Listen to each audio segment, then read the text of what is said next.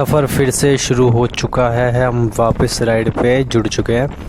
तो यहाँ से अब चलते हैं। अगला स्टॉप हमारा होगा उज्जैन महाकालेश्वर धाम। तो भाई शिरडी के दर्शन हो गए हैं, अब करवाते हैं आपको उज्जैन के दर्शन, जो कि यहाँ से 500 किलोमीटर 494 किलोमीटर है। मतलब 500 किलोमीटर मान लेते हैं। 500 किलोमीटर पे हमारा उज्जैन लग जाएगा। तो सुबह सुबह का मौसम है और सड़कें भी थोड़ी यहाँ से ख़राब है, तो फिर 500 किलोमीटर भी भारी पड़ने वाला है। तो देखते हैं कि आज पूरे दिन में अगर 500 किलोमीटर ट्रैवल कर लेते हैं तो उज्जैन पहुँच जाएंगे। और सुबह तक हो सकता है हम आपको सुबह की आरती भी दिखा दें। तो अगर रात को पहुँचे तो रात को वहीं पर स्टे ले लेंगे, सुबह की आरती देख के फिर अपना आगे बढ़ेंगे दिल्ली के लिए। तब तक भाई जुड़े रहो और देखते रहो कैसे होता है सफ़र और कहाँ लेते हैं अब अपना अगला स्टे हम। ये कहीं हम महाराष्ट्र और एमपी बॉर्डर के आसपास आ गए हैं।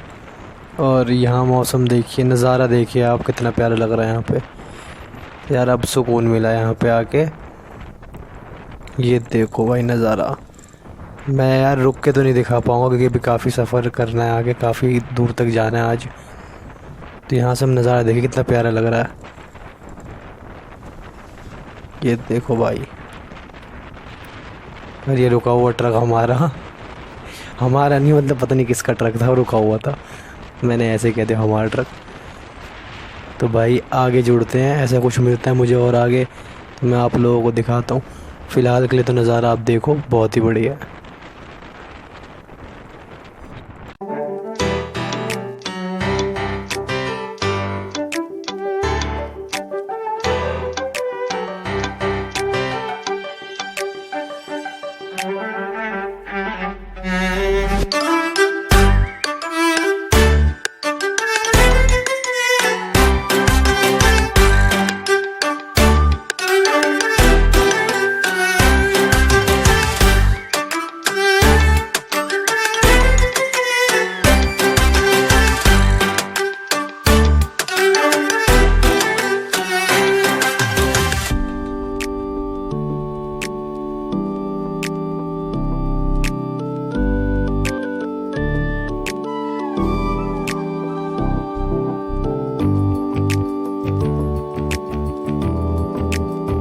तो आगे एक बोर्ड आ रहा है जिस पे लिखा है, मैं आपको पढ़ के बताता हूँ क्या लिखा है, कितना दूर लिखा है।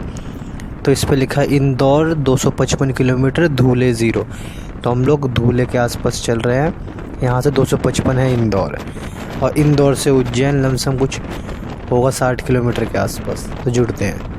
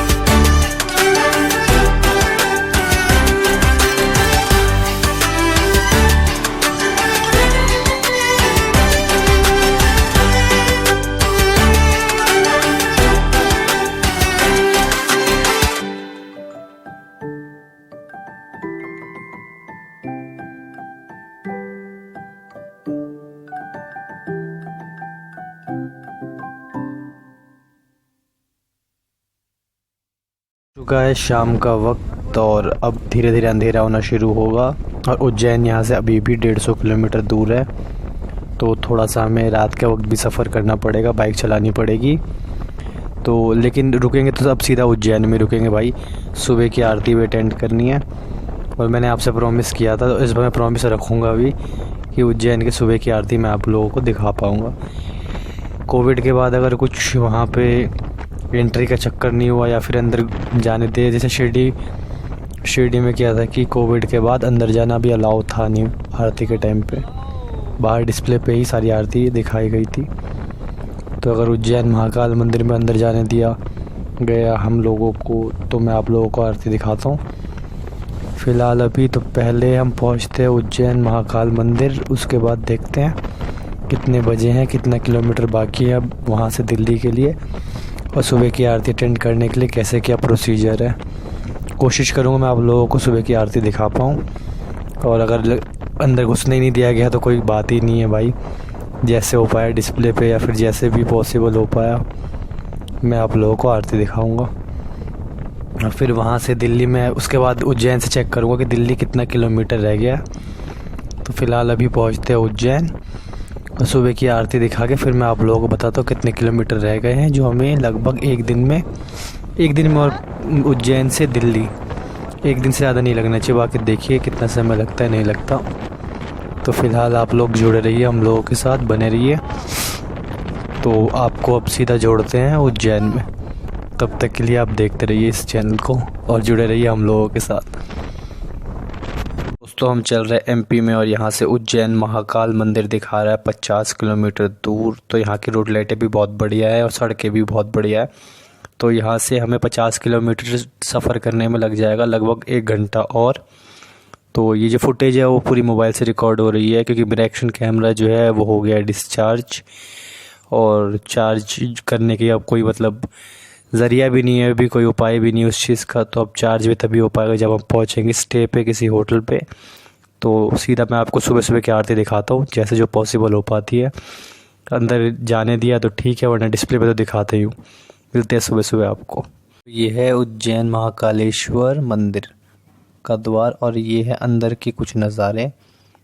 तो आप लोग भी देखिए और इन्जॉय करिए इन नज़ारों को। और ये देखिए इतनी लाइन नहीं है अभी यहाँ पे, कोविड के लिए, कोविड के बाद एक लिमिटेड अमाउंट में लोगों को अंदर जाने दिया जा रहा है। और ये है हमारे बाबा जो कि डिस्प्ले पे दिखाए जा रहे हैं। और अभी मैं फ्रंट से दिखाता हूँ, आगे से दिखाता हूँ। एक दूरी पे ही लोगों को रखा जा रहा है, उससे ज़्यादा अलाउ नहीं किया जा रहा पास जाने के लिए। तो ये यहाँ से दर्शन सबको कराए जा रहे हैं और ये डिस्प्ले पे दिखाया जा रहा है आरती का पूरा नज़ारा। रुकिए और आगे बढ़ के मैं आपको दिखाता हूँ, रुकिए कि ये देखिए। तो ये है दर्शन सुबह सुबह के महाकालेश्वर धाम के, और ये हम लोग प्रसाद लेके आगे बढ़ते हुए, ये लगी हुई है लाइन। तो ये है हमारे बाबा और ये मंदिर परिसर आसपास का पूरा।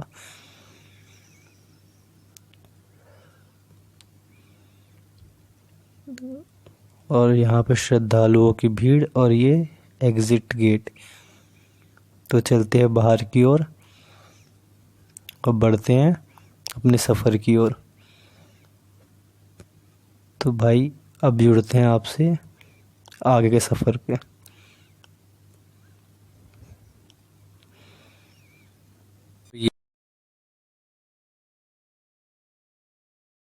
सुबह शुरू कर दिया हमने वापस अपना सफ़र और यहाँ बकरियों ने कर दी है सड़क जाम। तो यहाँ पे गाड़ियों का जाम नहीं, यहाँ पे बकरियों का जाम है। तो बकरियों ने रोड ब्लॉक कर दिया। तो आगे बढ़ते हैं, देखते हैं कहाँ तक ये बकरियाँ हैं और कहाँ तक ये सड़क जाम है। और यहाँ से है दिल्ली 790 किलोमीटर।